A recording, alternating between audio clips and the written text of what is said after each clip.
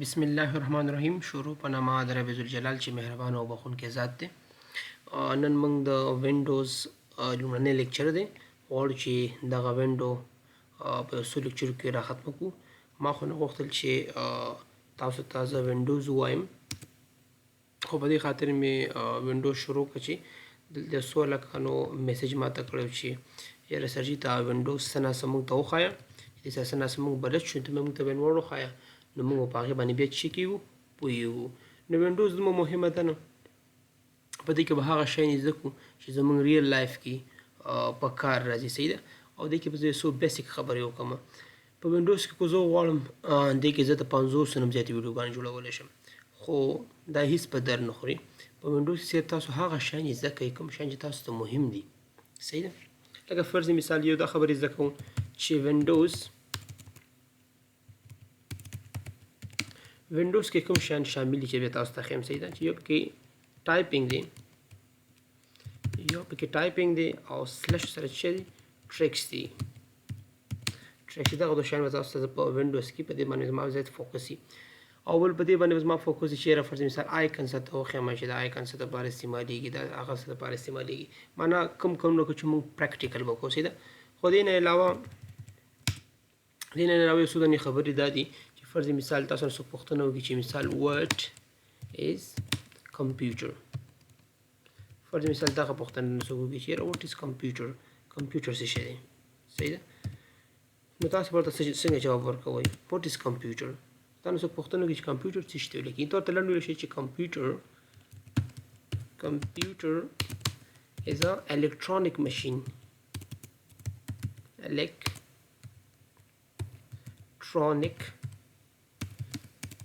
electronic machine. کمپیوټر از electronic machine. صحیح ده. کمپیوټر څه شی دی؟ کمپیوټر یو الکترونیکي ماشین دی. که پښتو کې تاسو وایئ چې را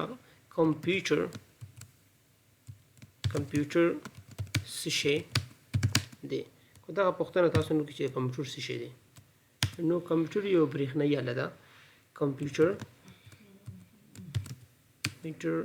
یوه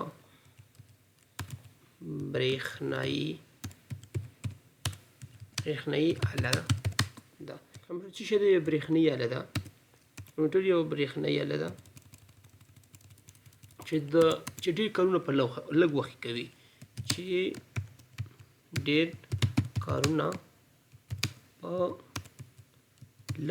کې کوي. دغه تعریف هم ورته کولی شي. کمپیوټر څه شی دی؟ کمپیوټر یو برېښنایي آله ده چې ډېر وخت کارونه په لږ وخت کې کوي. دا هم د کمپیوټر لپاره تعریف کېدای شي. هلکه کمپیوټر څه شی دی؟ what is computer. computer is electronic machine. کمپیوټر یو برېښنایي ماشین دی. صحیح ده. یا په پښتو کې ځینې وروڼه په انګلیش باندې نه پوهېږي، نو پښتو کې مې درته ولیکل چې کمپیوټر څه شی دی؟ کمپیوټر یو برېښنایي آله ده چې ډېر کارونه په لږ وخت کې کوي. صحیح ده. دا بیسیک شیان به تاسو ته زه وښیم چې دغه زده کوئ. بله خبره پکې دا ده چې تاسو څوک دا پوښتنه کوي چې مثال who was the father of computer. دا به انګلیس ته چینج کړم. who is the father of computer.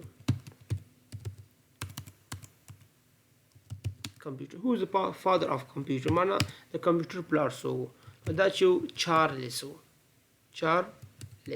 چارلس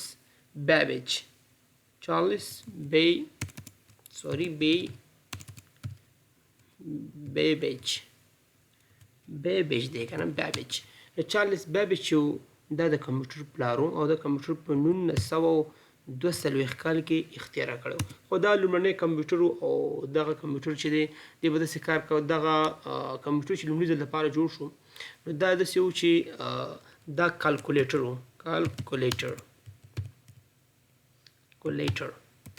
داسې کې کالکولیټر و. خو دغه کمپیوټر چې جوړ شوی و دا ناکام شوی و، دا قایم شوی نه و. صحیح ده. دا یو ناکام شوی کمپیوټر و. په دې باندې دا یو کالکولیټر و سره کې دې باندې کالکولیشن کېده. خو دا لومړنی کمپیوټر د جوړ کړی و، خو دا کامیاب شوی نه و. خو څه چې هم د کومه هڅه کړې وه نو کمپیوټر د په نوم باندې ونومول شو. صحیح ده. په ونډوز کې به د همدغه شیان په ونډوز کې ما تاسو لومړی همدغه خبرې وکړي. تاسو لومړی باید دا وپېژنئ چې کمپیوټر څه شی دی. کمپیوټر یو برېښنایي آله ده. صحیح ده. چې ډېر کارونه په لږ وخت کوي. یا what is computer. computer is electronic machine. دغه تعریف یې ځکه دا به ستاسو لپاره صحیح ده.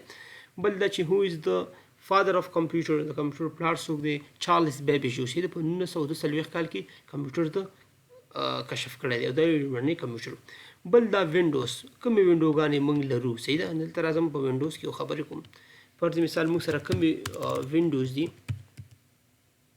او په دنیا کې خلک د کومو وینډوګانو نه چې کوي استفاده کوي په هغې کې وینډوز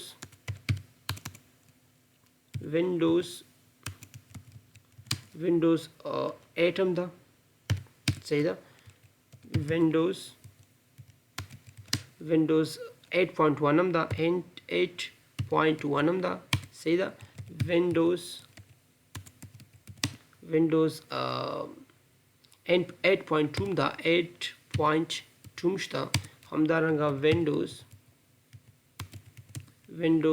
10 هم شته په اوسني وخت کې راغلی همدارنګه وینډوز 11 هم شته همدارنګه وینډوز 7 هم شته وینډوز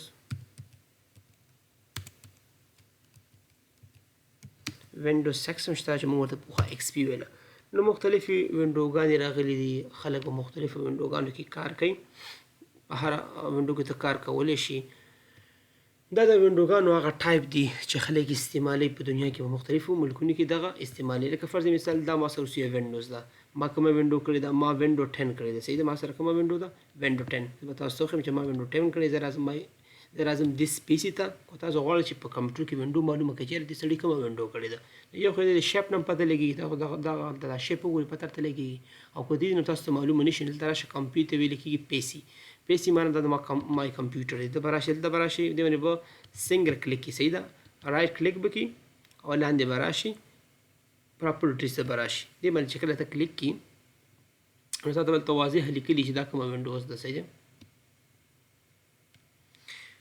نو ګوره دا زما د کمپیوټر په اړه باندې انفارمیشن دی پروسیسر زما 5 جنریشن دی تاسو چې کله کمپیوټر اخلئ نو تاسو به د جنریشن ته ګورئ ګوره دا 5 جنریشن دی 5i معنی دا 5 جنریشن دی کله چې د کمپیوټر جنریشن خو نو په دې پوه شئ دی به هر یو شی ښیي تاسو چې کله کمپیوټر لرئ په دې باندې تاسو دلته ریم وګورئ فرض مثال زما ریم چې دی 8 دی صحیح ده او دا نور شیان وګورئ دا مه ګورئ صرف دومره وګورئ چې ما جنریشن یې 5 دی نو چې جنریشن یې ښه دی جنریشن معنی نسل په دې پوه شه چې دا کمپیوټر ټول ښه دی د دې ګوره ما سره ریم څومره دی انسټال ریم سره 8 جی بي دی صحیح ده دا کوم دا بیسیک خبرې دي چې همداسې مې ورته وکړي صحیح ده وینډوز ما سره کم ده ګوره ما سره دا دی ما سره وینډوز کومه وینډوز ده ما سره وینډوز 10 پرو ده صحیح ده صرف تاسو ته مې دا ښودل چې ما کومه وینډو انسټال کړې ده نو دا هغه بیسیک خبرې دي صحیح ده دا مې صرف تاسو ته ښودنې لپاره وکړي نو دې ته ویل کېږي وینډوز دا ما سره وینډوز دا او کومه وینډوز ده وینډوز 10 ده نو په دې کې به موږ دا وایو چې فرض مثال موږ دلته کلیک کوو موږ به ریفریش کوو څنګه وګوره ریفریش دې سره کمپیوټر شي کې ریفریش کېږي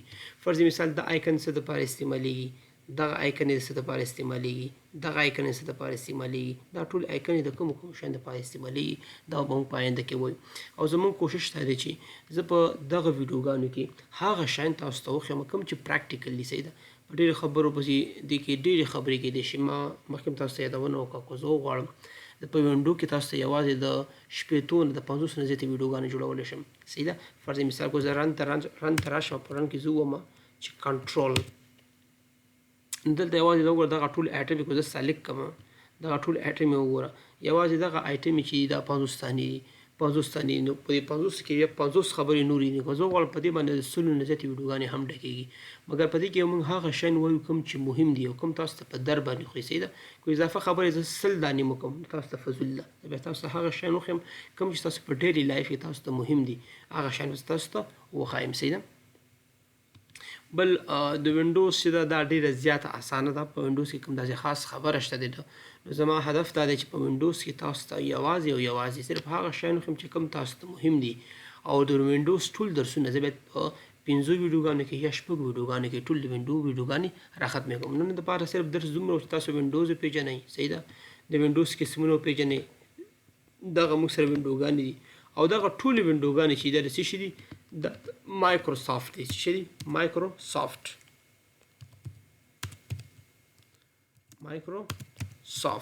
دا د مایکروسافټ آفیس دا د مایکروسافټ آفیس دی صحیح ده او د مایکروسافټ آفیس د دې اونر څوک دی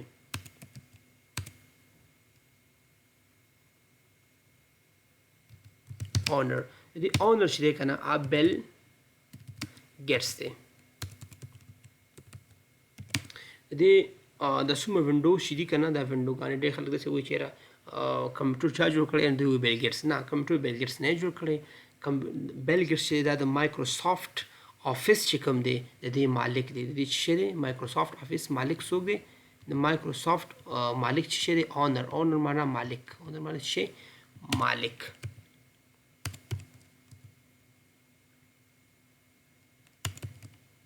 مالک د مایکروسافټ آفیس مالک څوک دی د مایکروسافټ آفیس مالک چې دی دا چې دی بیل ګیټس دی او دا مایکروسافټ چې دی مایکروسافټ آفیس چې دی دا چا جوړ کړی دی دا بیل ګیټس جوړ کړی دی په دې کې دغه ټولې وینډوګانې شامل دي دا وینډو 8 دا وینډو 10 دا وینډو 11 دا ټولې وینډوګانې څومره وینډوګانې چې په کمپیوټر کې انسټالېږي دا چا جوړ کړي دي دا د بیل ګیټس کمپنۍ جوړ کړي دا د بیل ګیټس دي صحیح ده او کمپیوټر چا جوړ کړی دی لومړي ځل لپاره د لومړي ځل لپاره کمپیوټر چا جوړ کړی دی تاسو ته لیکلي دي who is the father of computer نو څه چې دی چارلس بیبیج دی او په 1940 کال کې د کمپیوټر اختراع کړی دی خو وینډوز چا جوړه کړې ده د کمپیوټر لپاره وینډوز چې دا بیل ګیټس جوړه کړې ده او بیل ګیټس دی مالک دی صحیح ده معنا دا کوم هر څه چې موږ ته ښکاري دا هر څه چې موږ ته ښکاري ته ویل کېږي سافټویر معنا دا خپله وینډوز ده او هغه شیان چې موږ ټچ کوو دې ته ویل کېږي هارډویر معنا هغه موږ سره چې دی هارډویر دی کوم شیان چې په سترګو باندې ټچ کېږي دا هارډویر دي کوم شیان چې